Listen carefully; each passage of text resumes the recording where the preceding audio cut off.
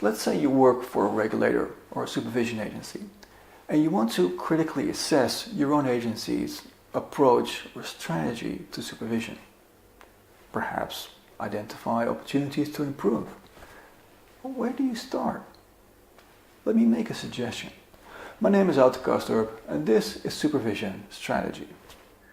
Capital market regulators, supervision agencies, are under constant pressure to change and further improve their supervision approach.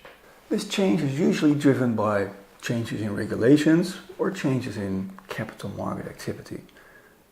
But because of this emphasis on legal and technological changes, many regulators don't make enough time to evaluate and improve their overall strategy or approach to supervision. And such a strategy evaluation becomes even harder to do if there's no comprehensive reference point to turn to. So in an attempt to at least fix that last problem, I wrote a compact guidebook that regulators and supervision agencies can use to critically assess their own supervision strategies, come up with opportunities for improvement, and start the implementation process. So let me give you a very brief overview. And I hope that this overview is useful to you whether or not you're interested in the book. So the first thing you might want to do when evaluating your supervision strategies is to critically reflect on your mission and goals, on how much risk you're willing to take, and on what criteria you use to assess your own performance. Because this will enable you to align your everyday activities with these fundamentals. Second, you may want to take a look at your overall supervision approach itself. As I explain in the book, there are really 5 core approaches to supervision that you might choose from.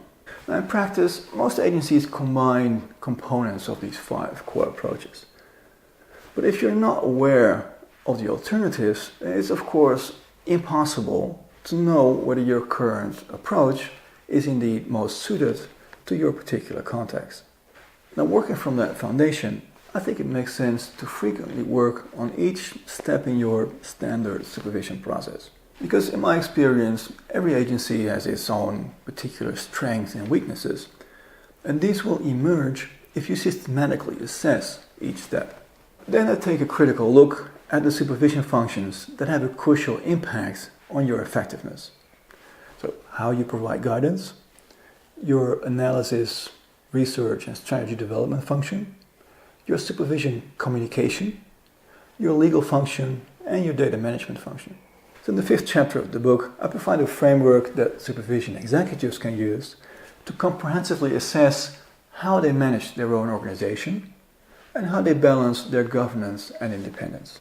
And finally, I provide recommendations on how to systematically implement any strategy improvements that you've identified.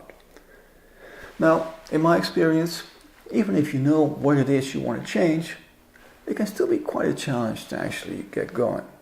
So to assist you with this, the book also contains a work format that you might use to plan the organizational change that's needed to support your new strategy, perform stakeholder analyses, draft a communications plan, and select the first actions to get going. So in case you're interested, I've made this work format available in the blog post that goes with this video.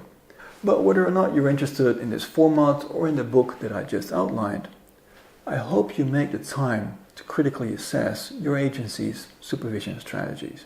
Because more often than not, in my experience, we can easily improve those strategies if we simply take the time to consider alternatives. So what is your experience with implementing supervision strategy improvements? Any tips or tricks you want to share? Let us all know in the comment section or let me know at supervisionstrategy.com. Until next time, thank you for watching and thank you for working on supervision.